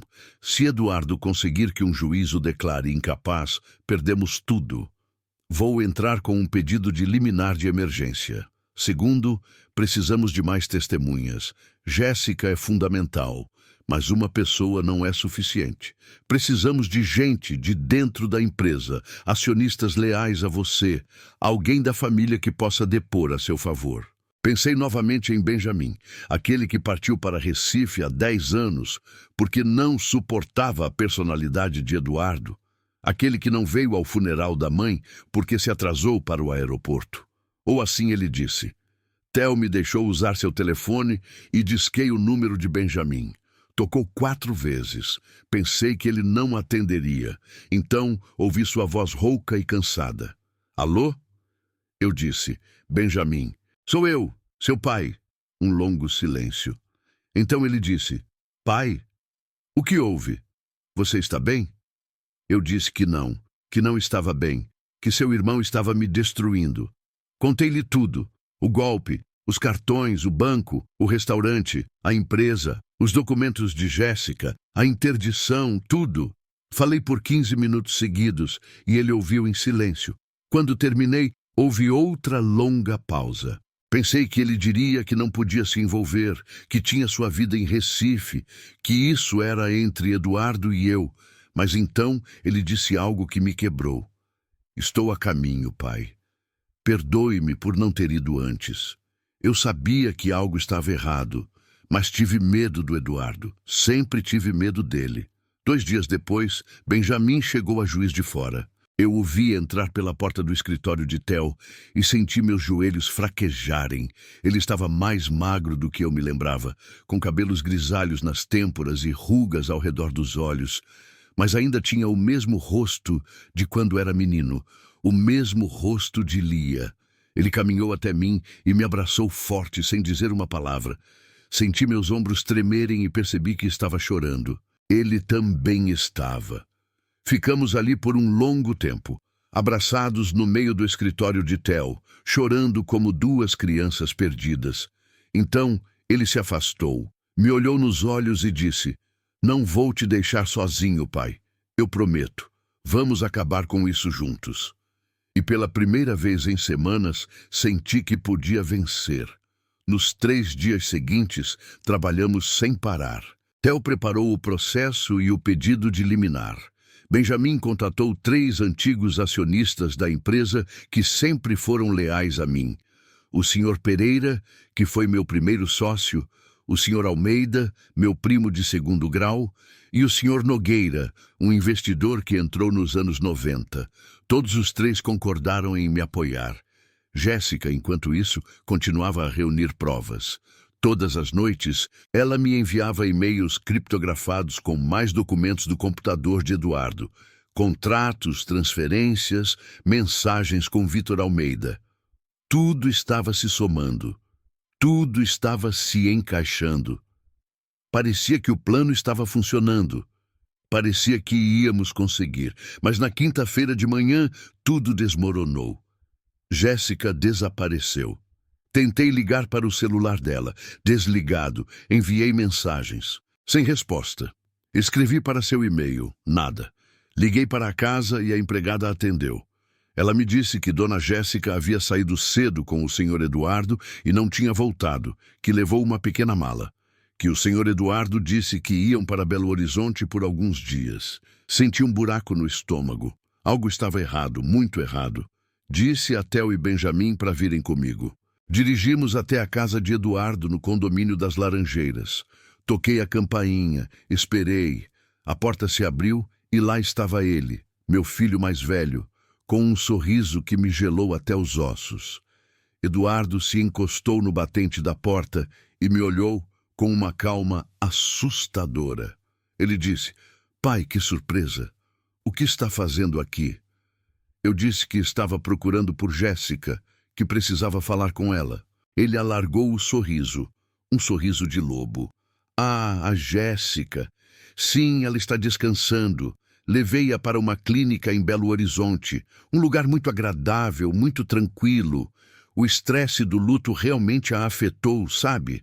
Ela começou a ter insônia, ansiedade, ideias estranhas.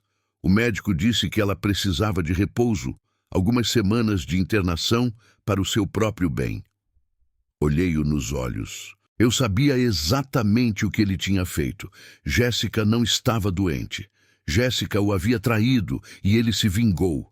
Dei um passo mais perto. Eu disse: "Eduardo, eu sei o que você fez. Eu sei de tudo. Os contratos, as transferências, os e-mails com Vitor Almeida, as assinaturas falsificadas, a interdição, tudo." Ele não perdeu o sorriso. "Não sei do que você está falando, pai. Acho que você está confuso de novo. Eu te disse, você não está bem, deveria ir se tratar." Benjamin deu um passo à frente. "Chega, Eduardo. Sabemos o que você está fazendo e vamos parar com isso." Eduardo o olhou com desprezo. "Olha só quem apareceu. O filho pródigo, aquele que fugiu para Recife porque não aguentava a pressão. Agora volta para bancar o herói." Benjamin cerrou os punhos. Eu segurei seu braço. Disse: vamos embora. Não há mais nada a fazer aqui. E fomos embora, com o sangue fervendo e o ânimo esmagado. De volta ao escritório de Theo, desabei em uma cadeira. Eu disse: Jéssica era nossa testemunha principal, a que tinha acesso a tudo. Sem ela, o caso fica mais fraco. Eduardo sabe disso, por isso a internou. Theo ficou quieto por um momento, pensando. Então ele disse: espere. Antes de desaparecer, Jéssica fez algo inteligente, algo muito inteligente. Olhei para ele sem entender. Ele abriu o computador e me mostrou sua caixa de entrada de e-mails. Havia 3 mensagens de Jéssica, enviadas na noite antes de desaparecer, cada uma para um endereço diferente. O meu, o de Benjamin e um terceiro que não reconheci. Todas as 3 continham a mesma coisa.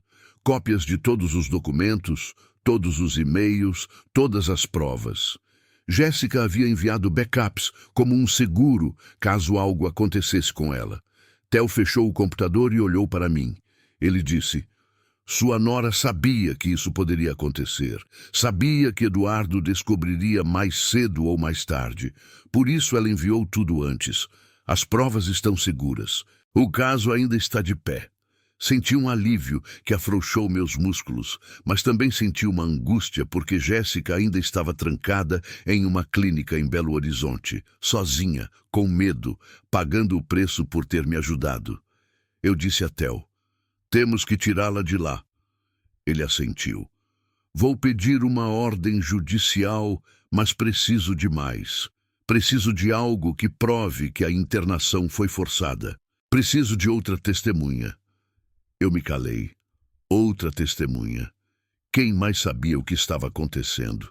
Então pensei em alguém. Alguém que esteve lá o tempo todo. Alguém que viu tudo sem que ninguém a visse. E 2 dias depois, essa pessoa bateu na porta. Faltavam 2 dias para a assembleia de acionistas quando ouvi uma batida na porta do escritório de Theo. Eram 7 da noite. Já estava escurecendo. Theo foi abrir e ouvi uma voz de mulher, uma voz que eu conhecia. Espiei no corredor e a vi. Clara, minha Clara, a mulher que trabalhou na minha casa por 15 anos, estava parada na porta com uma sacola de supermercado apertada contra o peito, tremendo como uma folha. Theo a olhou com desconfiança. Quem é você? Ela engoliu em seco e disse: sou Clara dos Santos. Trabalhei para o senhor Arthur e a dona Lia por 15 anos e tenho algo para lhes mostrar. Aproximei-me, coloquei a mão em seu ombro e disse: entre, Clara, você está entre amigos. Nós assentamos em uma cadeira e lhe demos um copo d'água. Suas mãos tremiam ao segurá-lo. Theo perguntou o que ela tinha trazido. Ela respirou fundo, abriu a sacola de supermercado e tirou uma pilha de papéis, recibos e fotos impressas e um caderno espiral. Colocou tudo sobre a mesa. Ela disse: senhor, eu trabalhei naquela casa por 15 anos. Eu vi coisas, ouvi coisas e guardei coisas porque a dona Lia me pediu. Theo e eu nos olhamos. Clara continuou: o senhor Eduardo sempre me tratou como se eu fosse invisível, como se eu não existisse. Ele falava ao telefone na minha frente, deixava papéis sobre a mesa, nunca me cumprimentava, nunca me olhava. Mas eu estava lá, eu sempre estive lá, e eu vi tudo. Theo começou a olhar o que Clara havia trazido. Havia recibos de depósitos bancários em contas que não eram da empresa. Havia fotos de documentos que ela tirou com o celular quando Eduardo os deixava sobre a mesa de jantar. Havia bilhetes manuscritos com instruções para Andréia Matos. Havia cópias de contratos que Eduardo assinou sem meu conhecimento. E havia um caderno onde Clara anotou todas as conversas suspeitas que ouviu por meses. Datas, nomes, citações literais, tudo. Theo levantou os olhos dos papéis e disse: dona Clara, a senhora guardou tudo isso por quanto tempo? Ela disse: quase 1 ano, senhor, desde que a dona Lia me pediu. Senti meu peito apertar. Perguntei: Clara, Lia lhe pediu para guardar isso? Ela assentiu. Sim, seu Arthur, foi alguns meses antes de ela ficar muito doente. Ela me chamou no quarto dela, fechou a porta e disse: Clara, estou vendo coisas que não estou gostando. O Eduardo está mudando, está fazendo coisas pelas nossas costas. Não quero preocupar o Arthur, porque ele já tem o suficiente cuidando de mim. Mas preciso que você seja meus olhos. Preciso que guarde tudo o que vir, anote tudo o que ouvir. E se algo acontecer com o Arthur, você leva para um advogado. Foi o que ela me disse, e eu prometi a ela que faria. Senti meus olhos se encherem de lágrimas. Lia, minha Lia, ela sabia, ela sempre soube, e me protegeu da única maneira que pôde. Theo juntou os documentos de Clara com os e-mails de Jéssica. Agora ele tinha um dossiê completo. E-mails, contratos falsificados, transferências ilegais, testemunho de primeira mão, fotos, anotações, tudo. Eu disse: isso é suficiente para tirar Jéssica da clínica? Ele assentiu. É suficiente para isso e muito mais. Vou pedir uma ordem judicial de emergência. Com isso, consigo provar que a internação de Jéssica foi forçada, que não há diagnóstico legítimo, que é um sequestro disfarçado de tratamento médico. Ele se levantou, pegou sua pasta e disse: Vou para o fórum agora mesmo. Se tivermos sorte, Jéssica estará livre amanhã de manhã. Ele saiu do escritório quase correndo, e eu fiquei ali, olhando para Clara, sem saber como agradecê-la. Na manhã seguinte, Theo me ligou às 7. Ele disse: Conseguimos a ordem, estou partindo para Belo Horizonte agora. 3 horas depois, ele me enviou uma mensagem: Estamos com ela. Jéssica está livre. Estamos a caminho. Senti meu coração voltar para o peito. Sentei-me em uma cadeira e respirei fundo. Benjamin me olhou e disse: Você está bem, pai? Eu disse que sim, que Jéssica estava livre, que estava a caminho. Ele sorriu. Foi a primeira vez que o vi sorrir desde que chegou. Às 2 da tarde, Theo chegou ao escritório com Jéssica. Quando a vi, senti um soco no estômago. Ela estava magra, pálida, com olheiras escuras. Seus lábios estavam rachados e seu cabelo estava sujo, mas seus olhos brilhavam de raiva, de determinação. Ela me abraçou e sussurrou no meu ouvido: Estou pronta, sogro. Vou acabar com ele. Todos nós nos sentamos ao redor da mesa de Theo. Ele, eu, Benjamin, Jéssica, Clara. E Theo explicou a situação. Eduardo havia convocado uma assembleia extraordinária de acionistas para quinta-feira.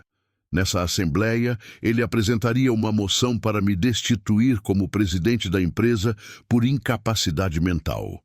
Ele mostraria os supostos laudos médicos, pediria para ser nomeado presidente interino e, com o apoio de Vitor Almeida e outros acionistas que comprou, provavelmente venceria a votação.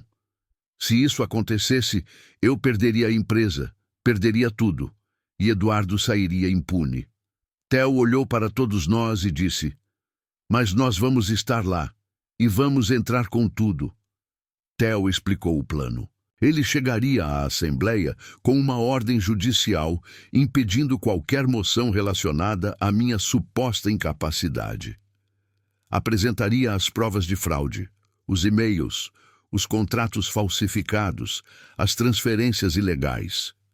Denunciaria publicamente Eduardo e Vitor Almeida na frente de todos os acionistas. E o mais importante, Jéssica entraria comigo. A esposa de Eduardo ao lado do sogro. Isso seria um golpe devastador. Perguntei a Theo: Você acha que vai funcionar? Ele me olhou sério e disse: Arthur, em um julgamento, ganha quem tem as melhores provas. E nós temos as melhores provas. Mas em uma assembleia de acionistas, a imagem também conta. E a imagem da esposa do seu inimigo ao seu lado. Isso não tem preço. Não consegui dormir naquela noite. Fiquei sentado na sala da minha casa, olhando para o retrato de Lia acima da lareira. Pensei em tudo o que aconteceu nas últimas semanas. O funeral, o golpe, as humilhações, a solidão. E também pensei nas pessoas que apareceram para me ajudar. Beto, o mecânico que me deu abrigo quando eu não tinha para onde ir. Jéssica, que arriscou tudo para me dar as provas. Clara, que por meses guardou o que Lia lhe pedira. Benjamin, que finalmente enfrentou seu medo e veio lutar comigo. Theo, que deixou o orgulho de lado e aceitou ajudar um velho amigo. Pensei, eu não estou sozinho. Eu nunca estive sozinho. Eu só não sabia. Na manhã seguinte fui ver Beto. Contei-lhe tudo. A assembleia, o plano, as provas. Ele ouviu em silêncio, limpando as mãos com um pano engordurado. Quando terminei, ele disse, Seu Arthur, não entendo nada de empresas, nem de assembleias, nem de leis. Sou mecânico, conserto carros, mas sei de uma coisa, sei estar do lado certo, e o Senhor está do lado certo. Então, se precisar de mim lá, eu estarei lá. Olhei para ele com os olhos úmidos. Eu disse, Beto, você já fez tanto por mim, não precisa. Ele me interrompeu. Senhor, não preciso fazer nada, mas eu quero, e isso é diferente. Ele me deu um aperto de mão que pareceu um abraço, e eu sabia que ele estaria lá, que todos eles estariam lá. Quinta-feira chegou. Acordei às 5 da manhã, sem precisar de despertador. Tomei um banho quente, me barbeei com cuidado e vesti o terno escuro que usei no dia do meu casamento com Lia. O mesmo que usei no dia em que inaugurei a fábrica, o mesmo que usei quando recebi o prêmio de empresário do ano. Olhei-me no espelho e vi um homem de 82 anos com rugas e cabelos brancos e manchas de idade nas mãos. Mas também vi outra coisa. Vi um homem que não desistiu. Vi um homem que ainda tinha força. Vi um homem que ia entrar naquela sala e olhar nos olhos de seu filho. Ajeitei a gravata, respirei fundo e disse em voz alta, Hoje, Eduardo, você vai descobrir quem eu sou. E quando entrei naquela sala de reuniões com Jéssica ao meu lado, com Benjamin atrás de mim, com Theo e Clara e Beto e todos os outros, vi o rosto do meu filho e soube que eu já tinha vencido. A sala de reuniões ficava no 3º andar do prédio que construí há 40 anos. As mesmas paredes que ergui, o mesmo chão de mármore que escolhi, a mesma mesa de mogno que mandei trazer de Minas Gerais, porque Lia dizia que transmitia seriedade. Cheguei às 9h30 da manhã. A reunião era às 10. Estacionei em frente à entrada principal e fiquei um momento no carro, olhando a fachada. Lá estava meu nome em letras douradas, Grupo Industrial Andrade. O nome que me custou 40 anos de trabalho, o nome que meu filho queria apagar. Respirei fundo, abri a porta e saí do carro. Senti o sol da manhã no rosto e pensei, isso acaba hoje. De um jeito ou de outro, acaba hoje. Vi os acionistas entrando pela porta principal. Alguns eu conhecia a vida inteira. O Sr. Pereira, meu primeiro sócio. O Sr. Harrison, meu primo. O Sr. Nogueira, que investiu comigo nos anos 90. Eles me cumprimentaram com a cabeça, discretamente, sem parar. Outros eram rostos novos, gente de ternos caros e sorrisos falsos, gente ligada a Vitor Almeida, investidores que Eduardo trouxe nos últimos meses para garantir os votos. E na porta, controlando quem entrava e quem não entrava, estava Andréia Matos com seu terninho, seu tablet eletrônico e seu sorriso de plástico. Ela me viu chegar e seu sorriso congelou, mas não disse nada, apenas ficou ali esperando como uma aranha em sua teia. Mas eu não vinha sozinho. Atrás de mim estava Benjamin, meu filho mais novo, com o maxilar travado e os olhos fixos na porta. Ao seu lado, Theo Mendes, com uma pasta de couro cheia de documentos e a expressão de quem está prestes a ir para a guerra. Atrás deles, meu primo Harrison e 3 antigos membros do conselho da empresa, que decidiram me apoiar. E no final, caminhando com as costas retas e o olhar para a frente, estava Jéssica, a esposa de Eduardo, a mãe de seu filho, a mulher que ele trancou em uma clínica para silenciá-la. E agora ela estava aqui, do lado do inimigo, do lado certo. E ao vê-la, soube que já havíamos vencido a primeira batalha. Porque Eduardo não esperava por isso. Não esperava que sua própria esposa o traísse. Caminhamos em direção à porta. Andréia Matos se postou no meio, segurando o tablet como um escudo. Ela disse: Senhor Andrade, o senhor não está na lista de convidados. Não pode entrar. Olhei-a nos olhos, aqueles olhos frios que me olharam com desprezo algumas semanas atrás. Eu disse: Eu construí este prédio. Eu fundei esta empresa. Eu pago o seu salário. Saia da frente. Ela não se moveu. Então Theo deu um passo à frente, tirou um documento de sua pasta e o colocou no rosto dela. Ele disse: Ordem judicial. Liminar protegendo os direitos do senhor Arthur Gonçalves de Andrade. Se tentar impedir sua entrada, eu aprendo por desacato à autoridade. Andréia olhou para o documento, olhou para Theo, olhou para Jéssica e se afastou sem dizer uma palavra. O caminho estava livre. Subimos para o terceiro andar no elevador. Ninguém falou, apenas o zumbido do motor e nossa respiração podiam ser ouvidos. Quando as portas se abriram, vi o corredor que levava à sala de reuniões. No final, as portas duplas de madeira estavam abertas. Eu podia ouvir a voz de Eduardo lá dentro, fazendo um discurso. Caminhamos em direção a ela. Meus sapatos estalavam no mármore. Cada passo era uma batida do coração. Quando cheguei à porta, parei. Lá dentro, a sala estava cheia. 25 pessoas sentadas ao redor da mesa e na cabeceira, de pé em um terno azul marinho e gravata vermelha, estava Eduardo dizendo: Estamos aqui para formalizar uma nova era na história desta empresa. Ele me viu e as palavras morreram em sua garganta. Entrei na sala devagar, sem pressa, olhando-o nos olhos. Atrás de mim, os outros seguiram.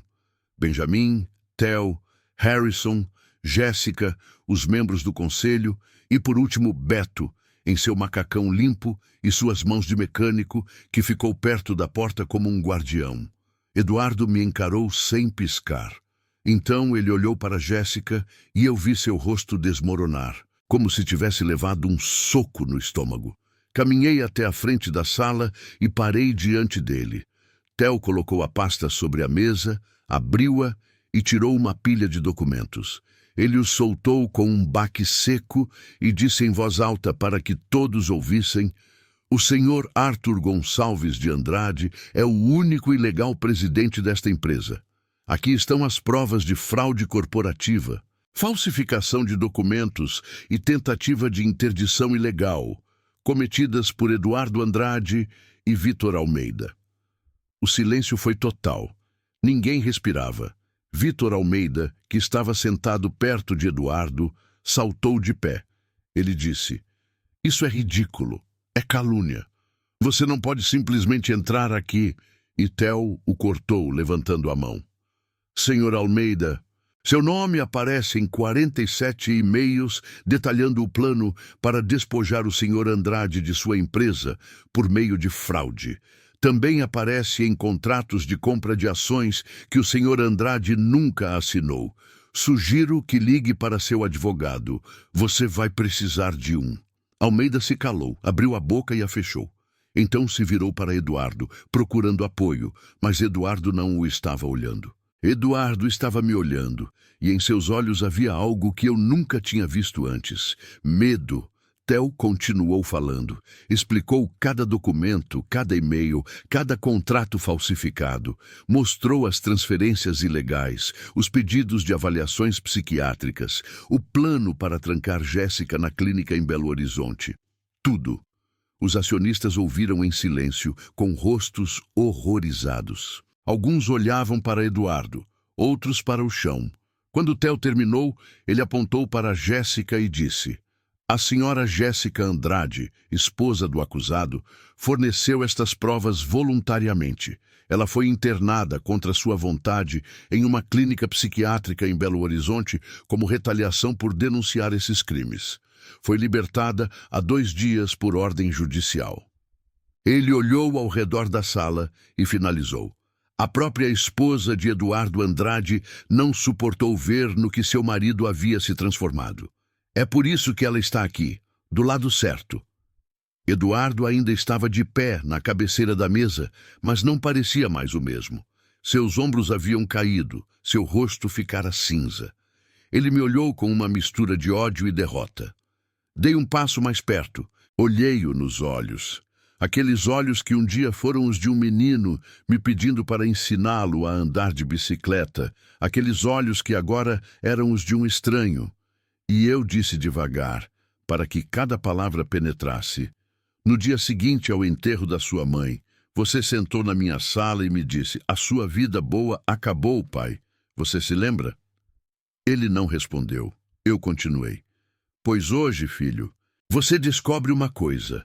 A sua vida boa nunca começou, porque uma vida boa não se constrói roubando, não se constrói mentindo, não se constrói destruindo o seu próprio sangue."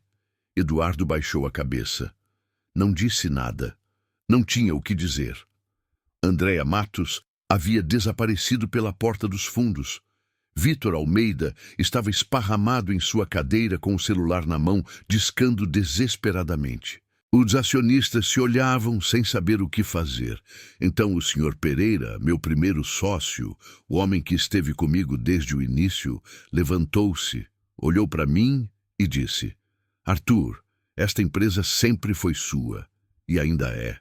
Você tem meu voto." Então Harrison se levantou, depois o Sr. Nogueira, depois outros. Um por um, os acionistas que realmente me conheciam se levantaram.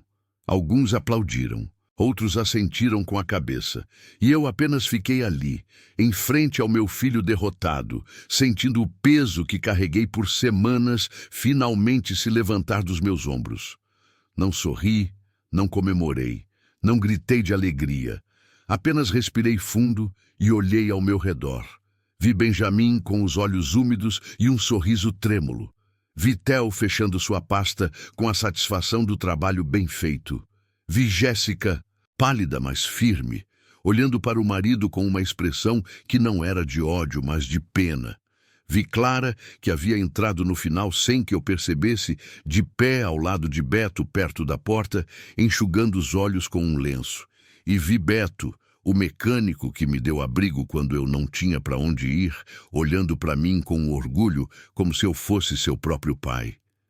Eu disse a todos eles: "Obrigado." Apenas isso, obrigado.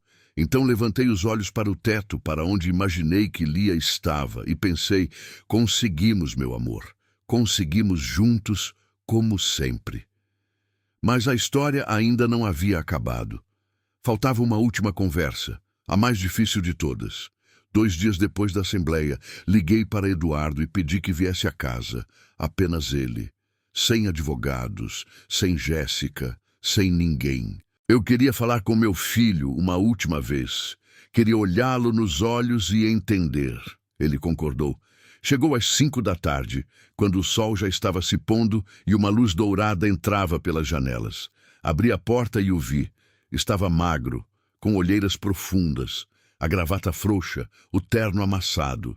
Parecia ter envelhecido 10 anos em 2 dias. Deixei-o passar sem uma palavra. Fomos para a sala e nos sentamos nos mesmos lugares em que sentamos no dia do golpe. Ele na poltrona de Lia, eu no sofá à sua frente. A mesma sala, a mesma luz, mas tudo era diferente. Desta vez, quem tinha o poder era eu. Ficamos em silêncio por um momento. Ele olhava para o chão, eu o observava. Finalmente eu falei. Disse: "Eduardo, vou te fazer uma pergunta. E quero que me responda com a verdade. Mesmo que doa, mesmo que seja horrível, a verdade." Ele assentiu sem levantar o olhar. Respirei fundo e perguntei: "Você algum dia me amou, filho?" O silêncio se tornou denso, longo. Ele continuou olhando para o chão. Vi seu maxilar tremer, vi-o cerrar os punhos sobre os joelhos. Passaram-se 10 segundos, 20, 30. Pensei que ele não fosse responder.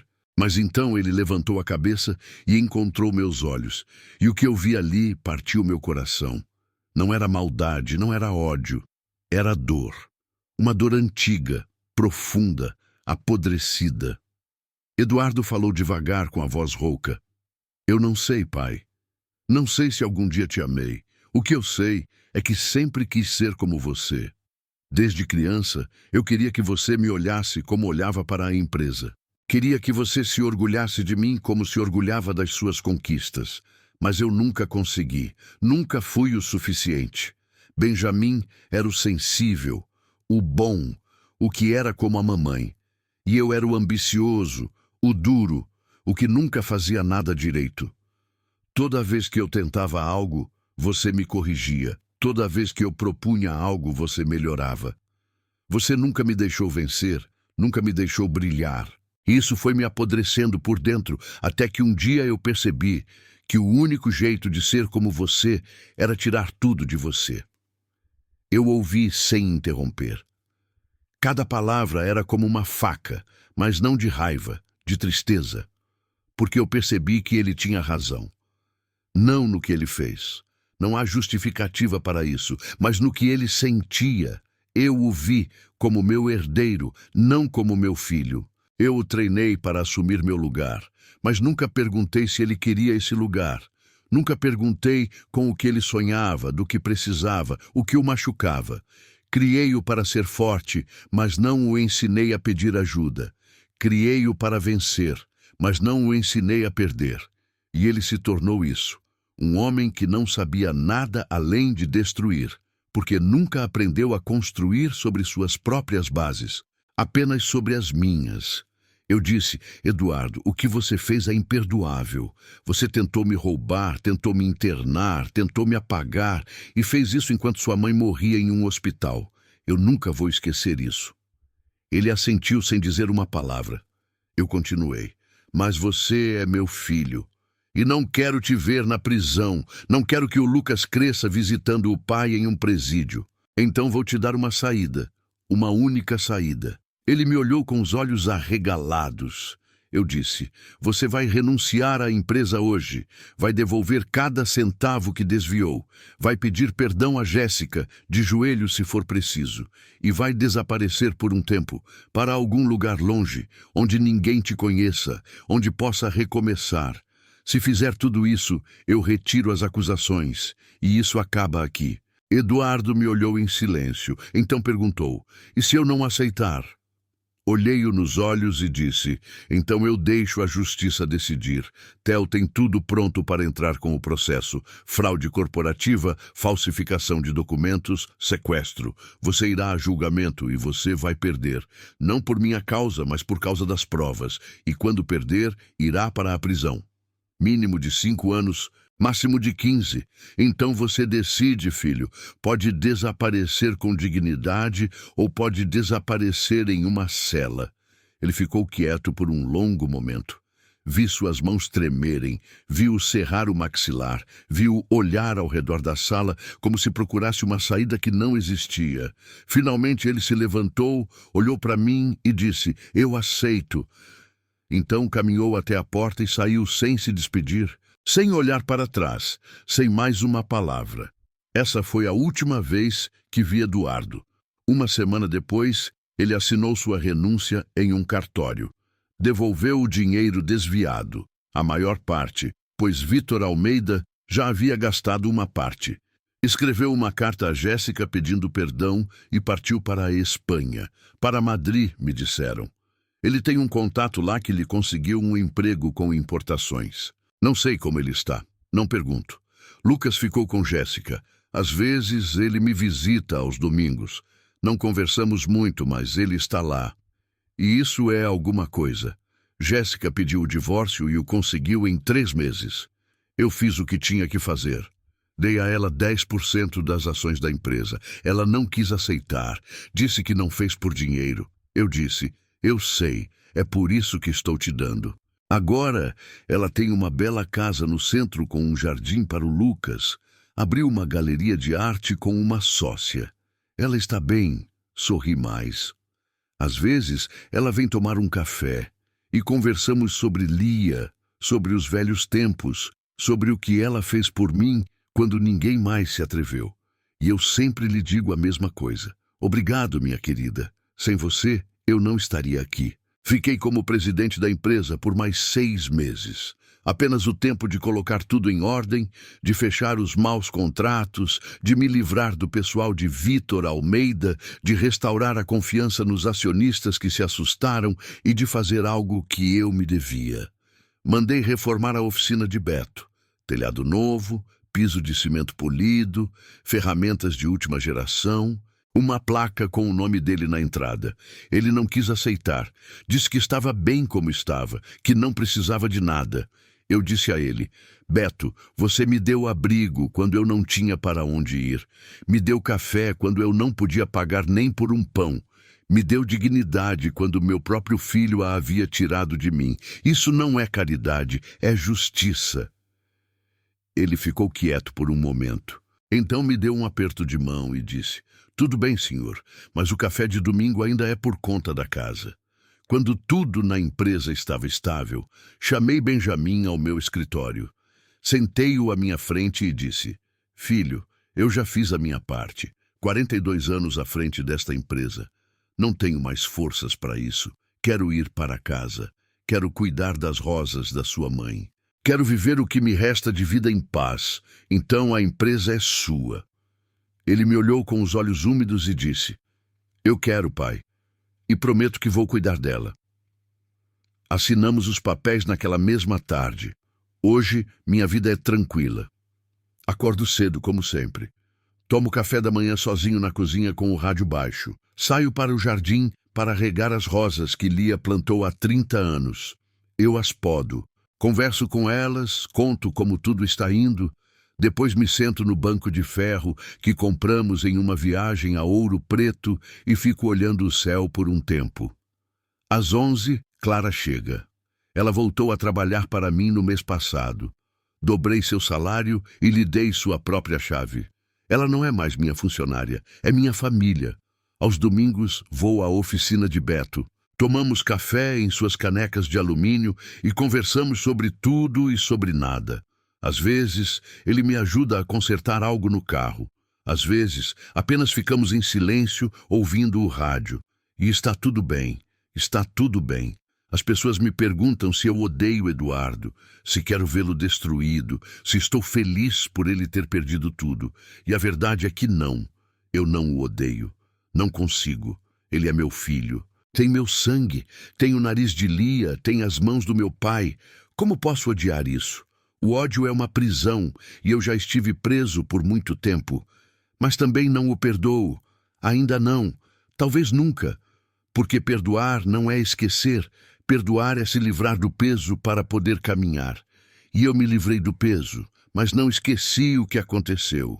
Não esqueci o dia em que ele se sentou na poltrona de Lia e me disse que minha vida boa havia acabado.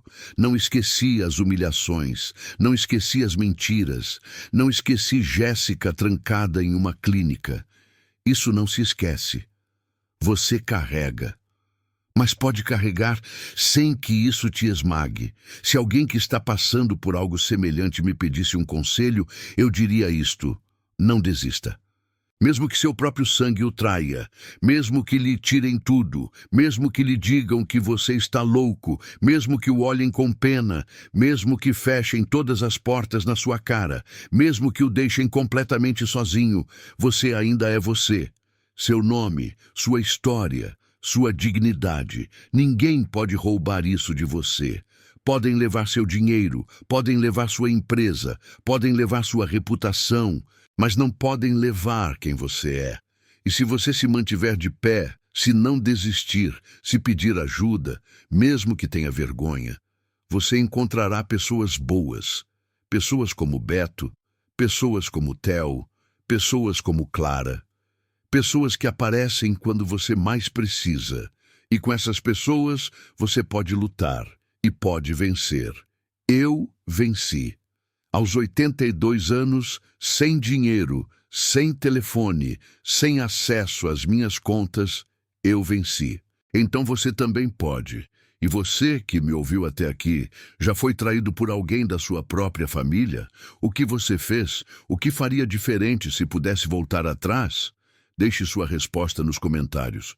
Conte-me sua história, porque às vezes contar o que aconteceu é o primeiro passo para curar. Se esta história tocou seu coração, peço que dê um like e se inscreva no canal. Seu comentário me ajuda a continuar contando essas histórias. Histórias de pessoas comuns, histórias de dor, histórias de luta, histórias como a sua. Obrigado por ouvir até o final. Vejo você na próxima história.